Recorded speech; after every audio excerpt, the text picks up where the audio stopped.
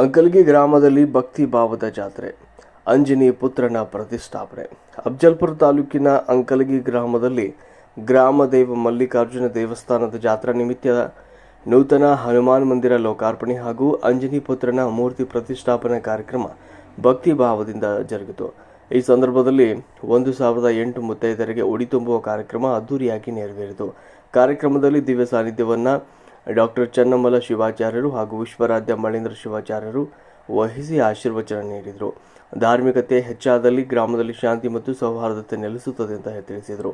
ಶಾಸಕ ಎಂ.ವೈ. ಪಾಟೀಲ್ ಅವರು ಮಾತನಾಡಿ, ಅಂಕಲ್ಗಿ ಗ್ರಾಮದಲ್ಲಿ ಸರ್ವ ಧರ್ಮೀಯರು ಒಂದಾಗಿ ಜಾತ್ರೆ ಆಚರಿಸುತ್ತಾ ಇರುವುದು ಸಂತಸದ ಸಂಗತಿ ಅಂತ ಹೇಳಿದರು. ಸಂದರ್ಭದಲ್ಲಿ ಗ್ರಾಮದ ಅನೇಕ ಮುಖಂಡರು ಹಾಗೂ ಭಕ್ತರು ಉಪಸ್ಥಿತರಿದ್ದರು.